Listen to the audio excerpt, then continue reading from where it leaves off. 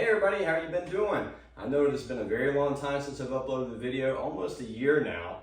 And just full disclosure for you guys, you might have been wondering where I've been. I actually ran into some pretty severe health issues about a year and a half ago, almost 2 years ago. And last year was really struggling with that when I was making some of the videos and just really needed to focus on my health. So for the past year, I've really been dedicating myself to getting better, and I've gotten a lot better. We're about 85, 90% there, not 100% yet, but enough to where I can get back on the water and start focusing on some of the things I like to have fun with. And as you guys can see, I've got a new ski in front of me. This isn't somebody else's, this is mine. My RXTX 300. Actually blew it up last year around November and was gonna have an engine re-sleeved and I was gonna rebuild it. Then I just kind of, again, with the health issues, just lost interest on it. At the beginning of the year, I decided I was going to buy a new OEM long block and just throw it in there and maybe just kind of detune it a little bit, and national back order on the 300 engines for quite some time now. And I said, screw it, I'm just going to get a new ski. So I went out and bought what you see here, 2024 Ice Metallic RXTX 325. I originally had purchased a red one, had some issues come up with that one upon delivery, and I said, you know what, why don't you guys build me a silver one, because I like this one a little bit better once it got in the sun. And so far right now, I've only got about 10 hours on it. I haven't been able to take it out very much. I had about two months now. And the only things that I've done to it so far is a map tuner nano for the scum function, a 1419 impeller, and then the Riva seat cover. This is actually from my 2020 RXTX 300. And when I sold the whole off to the guy, I said, you're not gonna get this because it doesn't have any ride time on it. I'm gonna put it on my new ski. So, but since putting the 1419 on it, I noticed that I'm getting the same speed as what I got with the factory impeller, but I've lost 200 RPM. So with just the map tuner nano, completely stock impeller, air intake, everything, with about 3/4 tank of gas in it and 90-degree weather, I was able to see 80 mile an hour on the dash. It flickered 80, held that, but it only registered 79 at 8,200 RPM. Put the 1419 on it and I'm seeing dead on 8,000, flickering 8,100 RPM and hitting 79 mile per hour consistently with that. But I'm figuring maybe I'm losing some of the RPM because that 1419 is a little bit stouter than the factory impeller for sure, especially with it being a 3-blade. And figured, you know what, let's throw an air intake on it and see if that's able to pick up a little bit of the RPM. So I got an air intake from a company here that's near me in Laurel Hill, Florida, called Jet Tech Performance. And this air intake was actually designed to work with the 300s and the Yamaha SVHOs as well. This was not designed for a 325, but it fits perfectly inside of here. Even with some of the blow-off valves from Fizzle and Riva, where they've got it on the supercharger hose and not on the throttle body side, it still works with those as well. And you know, the Riva's got their air intake out now. Evo Motorsports, I think is the name of the company. They've got an air intake out system for it as well. But you know, I just wanted something simple that could go on here very easily, take it off, and just kind of see where we're at. But I'm going to go ahead and install it today and relocate the diverter valve, because I'm not going to use an aftermarket blow-off valve on it. At this power level, it is completely unnecessary. The factory one does more than enough. It's not going to come open at these boost levels, so not going to worry about that. So it's going to be a nice simple install, and I'm going to quit yapping and updating you guys on everything, and we're going to get right into it. Okay, so the deck is off, and as you guys can see, I've already got a Works catch can on here. Completely forgot to mention about that. I put that on there. It's from my other ski, and I just threw a little thing on here to cap off where the original blow-by valve hose would go back into the air intake here. So if you don't have a catch can on here, to use this air intake, you are going to need to install one.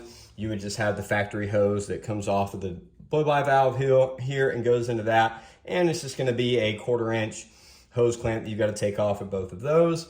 To take off our air intake, we've got a 8mm here, another 8mm hose clamp down there. We're going to take our diverter valve out right here with a 1/4 inch, and then we're actually going to disconnect this hose completely from the throttle body pipe right over there, and we're going to take the diverter valve out right there as well. So once we take out those hose clamps, then we're going to have this strap here that strap there, and then there's a zip tie over here, but we're not gonna have to cut that. This whole pipe will just slide out. So I'll go ahead and start doing that for you guys here. And you'll see exactly how that comes out here in just a second. Okay, we've got all the hose clamps loose over here on this side, the 8mm here, the 8mm there, the 1/4 inch right here to take the diverter valve off, and we'll take the pipe out here in just a second. We've got both of these loose in here, and we've got a zip tie that holds up the vacuum line for the diverter valve here and another one here, so we just need to cut those off and dispose of those.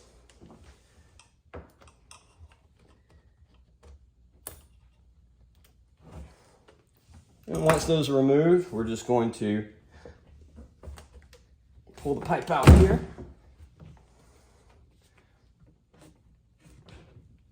And just pull it straight out. Now with the pipe out of the way, we can go ahead and loosen this other 1/4 inch hose clamp here and take the diverter valve system hose off and remove the other one here.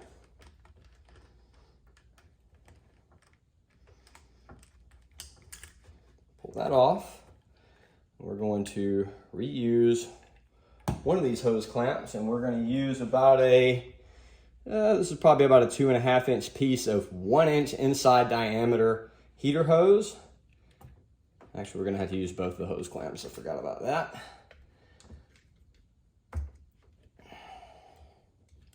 Let's go ahead and loosen that up. Put this guy on here. And this is just going to vent to atmosphere just like any other blow-off valve would. This is not going to hurt anything. Get our other hose clamp here.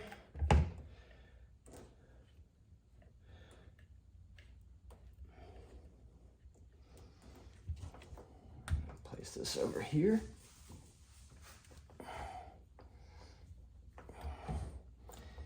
I'm going to angle it back. I don't want to angle it back towards the engine. I'm just going to have it blowing back over here. Really not going to hurt anything, and it gives us a little bit more room. If we go that way, it's a little bit higher up, closer to that hose. I like it like this. In the prior testing that I did with it to see if it fit.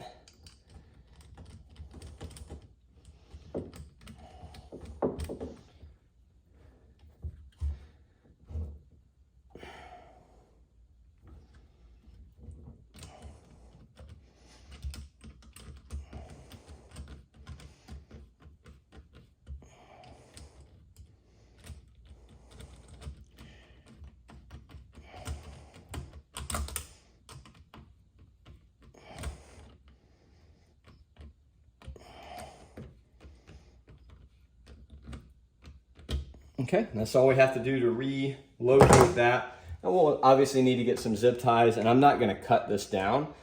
I'm just going to leave it as is, but I'm just going to zip tie it over here, kind of keep it out of the way. I don't want to cut this just yet in case I, ever want to revert back to stock or anything like that. So I'm not going to cut it. I'm just going to put it in here and zip tie it down to a hose over here, or maybe run it up here and run it this way. Just something to kind of keep it out of the way, and that way I don't have to cut it.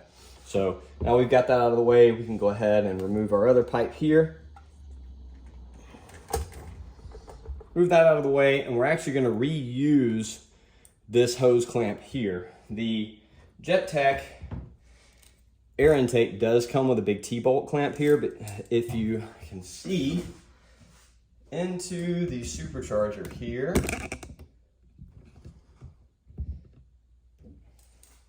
this hose clamp is about the same size as that. So I don't really want to use that. I just want to try to use this one as best as possible.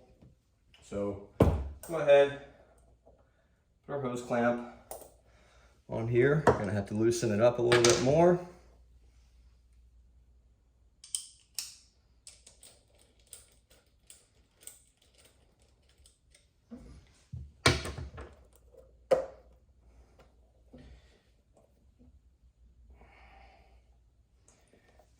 We'll just take that, feed it through.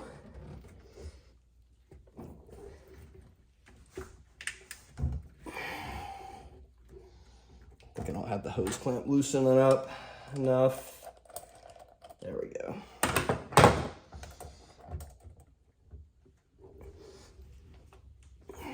Slides right in place.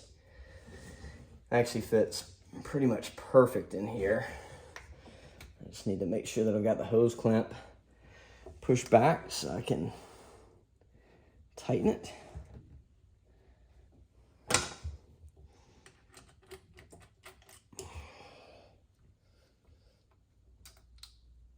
Okay, there we go. Now I've got it set on.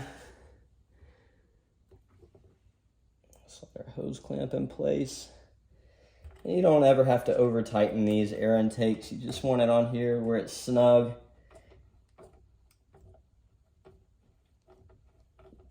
Don't have to crank it far down.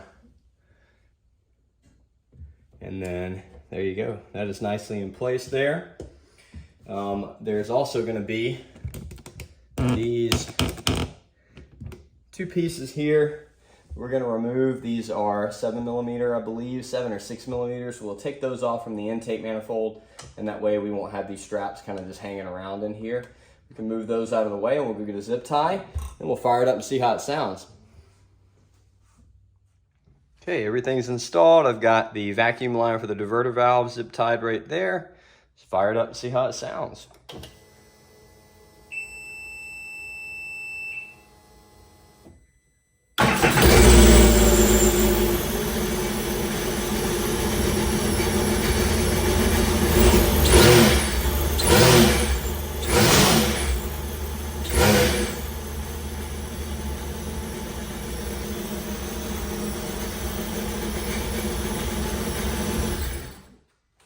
Okay, well there you have it, pretty simple install. I will say one caveat to this is that I attempted to use the factory hose clamp and I found that it just doesn't work with that air intake. That air intake kind of has a little bit of a taper to it, and so the supercharger inlet lip is kind of short and has a really thick ridge on the end of it. So I ended up having to use the T-bolt clamp that they supplied and kind of put it closer towards the lip of the supercharger inlet and just tighten it down from there to secure it in place.